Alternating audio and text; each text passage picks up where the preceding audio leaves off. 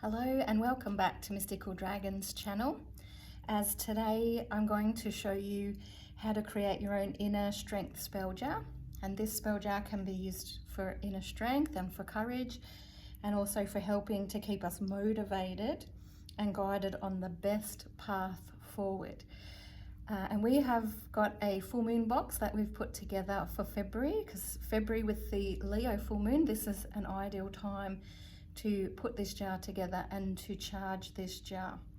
So if you have our full moon spell box, you will have everything that you need to be able to create this.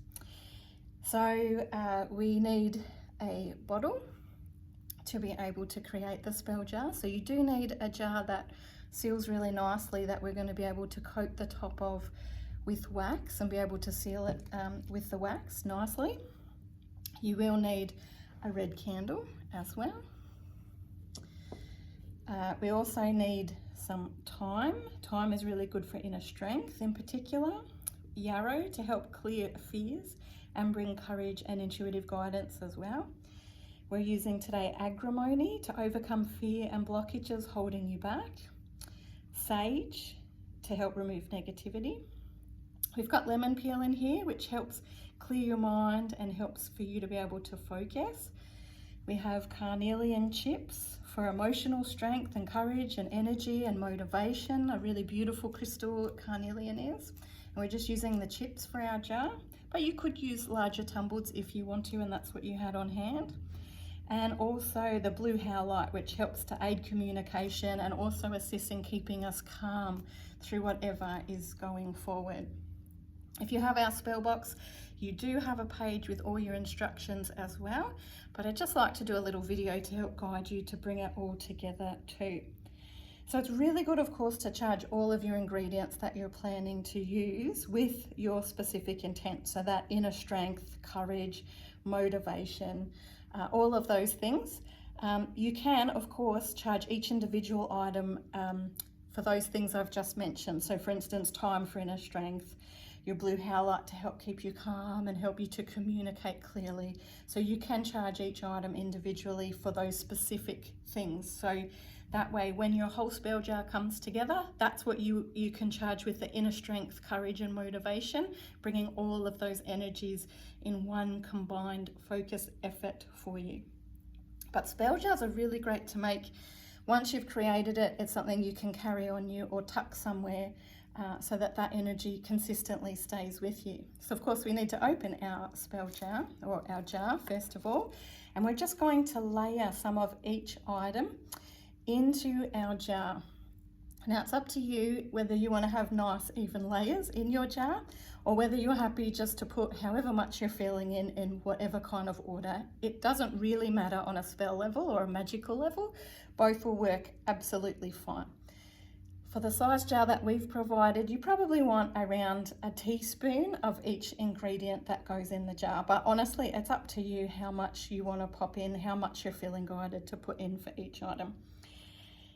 So as we add each layer, we've got a beautiful statement that we can add. So as we add in our wonderful herbs, let's put some Agrimony in the bottom. Herbs of power, lend me your strength, that I may be emotionally strong and secure through my time of need. Aid my mind to be clear and my heart to know the best way forward. Blessed be.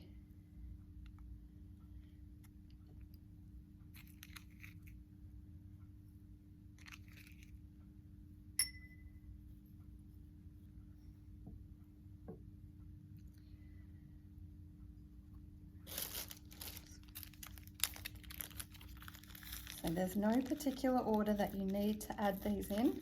It's whatever order you're feeling guided that you would like to do. Like I said, it's up to you how much of each ingredient you pop in. When we add crystals, crystals of power, lend me your strength, that I may be emotionally strong and secure through my time of need. Aid my mind to be clear and my heart to know the best way forward. Blessed be.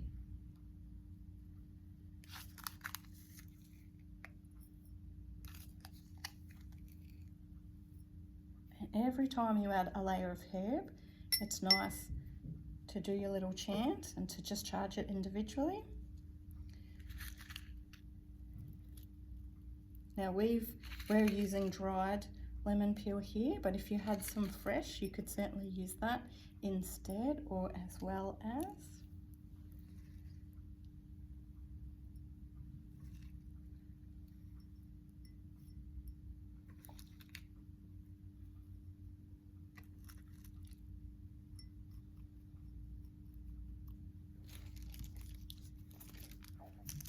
Herbs of power, lend me your strength, that I may be emotionally strong and secure through my time of need. Aid my mind to be clear and my heart to know the best way forward. Blessed be.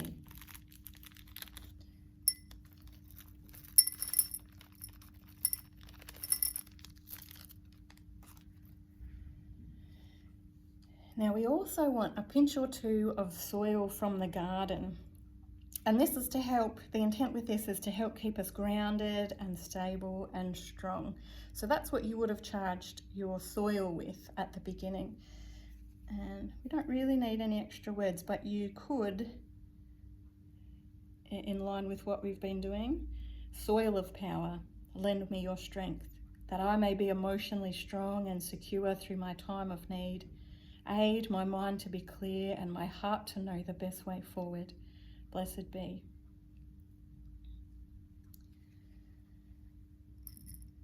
Now, as you can see, I've only really around half filled this jar, so that will still work perfectly fine. If you want to fill it all the way up to the top, you could do more than one layer of some of the herbs or all of the herbs, more than one layer of your crystals, or even use larger crystals if you wanted to. When you are happy with how much you have got in there, that's when we seal the jar. And this is where we want to move to sealing our jar using our candle with our wax.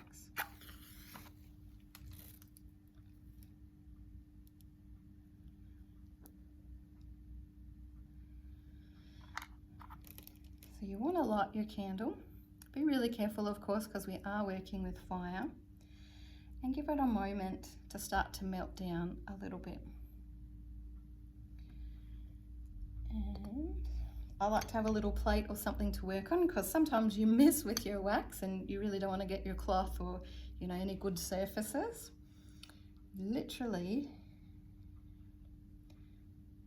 turn your candle. It will start to drip wax for you, and it's going to take you a little bit. You can have your candle on a bigger lean to help hurry the process. It just melts it that little bit faster once you've.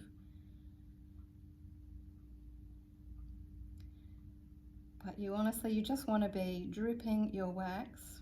You want to cover the whole of the top of your jar. And you also want to take a moment to turn your jar and actually drip it so that it goes down your jar and actually seals the sides of your jar as well. So that's where it can be a little important to take note of the shape of the jar you want to use, and make sure it's something that seals, something that you can seal the wax all around. Cork tops work really well. Wooden tops like this one work really well. So just pay attention to the type of shape that you've got. Now, I'm just going to pop that one out and I'll show you a jar that I've actually taken the time. You can see the wax dripping down and that we've sealed this jar. I know it's an empty jar, but I just wanted you to be able to see how you would take the time to drip the wax. So you might like to start by dripping around the side first, and then, you know, I like to put a lot of wax across the top and put so much so that it does start to drip down the side. I personally like that effect too, but you'll probably find you get wax that drips further down as well as you're doing the sealing. And it will take you a little while to be able to, you know, seal the whole of your jar. Now do make sure that you take time once this is all put together and the wax is set, because you don't want to start touching the wax while it's still hot. Make sure you take some time between two hands to charge up your spell jar as well. Taking a few minutes to focus on our focus for the spell jar, that inner strength, courage, motivation, being guided on the right path. You might also like to call in a fiery divinity. I like working with someone like the Celtic goddess Bridget or the Egyptian goddess Sekhmet, and just calling on them with some of your own words, or perhaps something that you've written in preparation, asking them to please bless the jar with this intent, to help with this intent.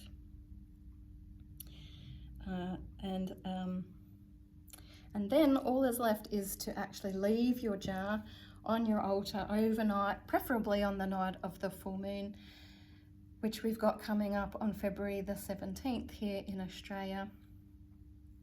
You can honestly do this spell jar at any full moon, but the Leo full moon is most ideal because it really has that kind of fiery energy to add extra oomph behind things like courage and motivation and strength and those sorts of things.